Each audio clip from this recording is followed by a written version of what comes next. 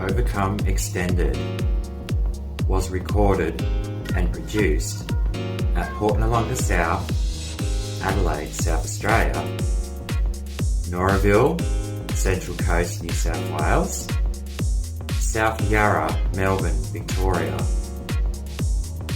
Fort Lauderdale, Florida, USA, and all finalised at Mitchell Park, Adelaide, South Australia.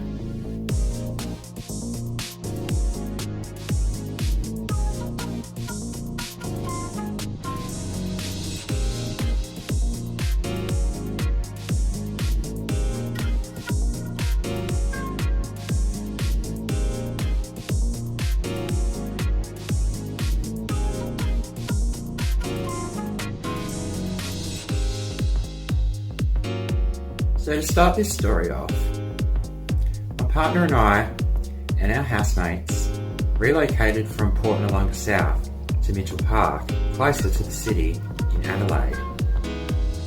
It was a big change. The house was bigger, much more room to do stuff in. The area was faster paced, more busier. It kept my mind more at ease. I guess due to my mind racing all the time. So things seem to feel more level in my head. It's weird how that works. My mental health was better at this point, but there were still days where I felt worthless. But those days were always short-lived.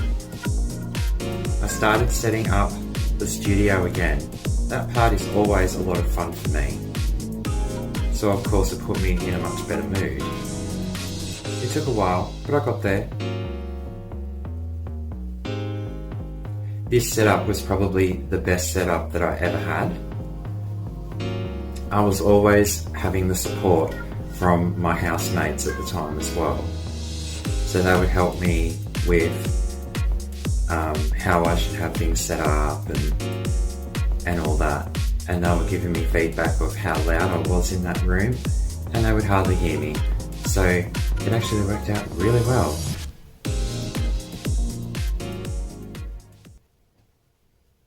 So the first release from the extended edition of Overcome was Rainbows. This R&B hip-hop kind of beat is so different to what the rest of the album possessed.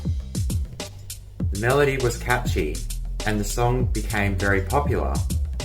With the music video how it was, I really wish now I had done more with it. I feel now it wasn't colourful enough due to singing about rainbows. But with the limited video resources I had at the time, I had to make do.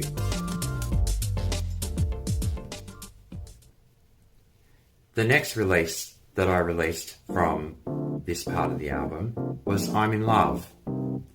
The soulful, funky, easy listening beat drew a lot of attention. I guess a lot of people could relate. This has to be one of my all-time favourites.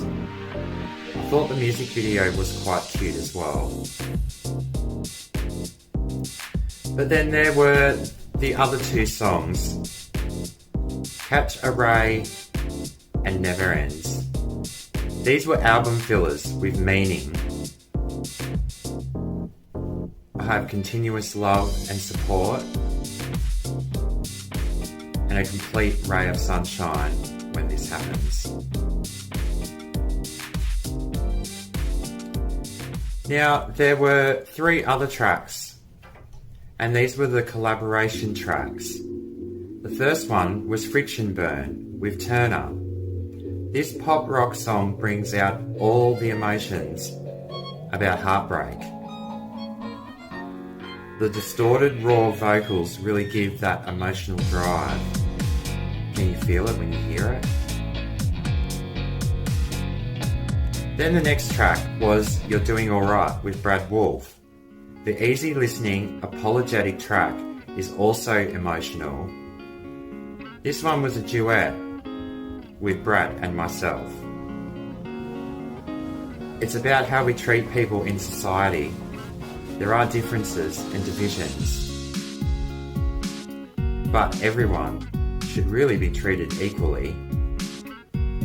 When will that day come? Who knows? We're getting there, slowly. The next song is Your Fantasy with James Fetch, the boy from all the way over from the USA in Florida. This witty tune about someone fantasizing over you, but you know damn well they'll never have you. This story for people is way too common, so I thought I would bring it to light. Now, this part of the album originally wasn't going to happen. It was just going to end with Lead Me. But if it wasn't for the songs Rainbows, I'm in Love, Friction Burn, You're Doing Alright, and Your Fantasy, like I said, it wouldn't have happened. But the guys gave me drive to write more songs. And because I had a break in 2019, I was working a lot. So I did take a break and I got back into creating more tunes. So that's what gave me more drive to extend this album, even though it wasn't released until 2020.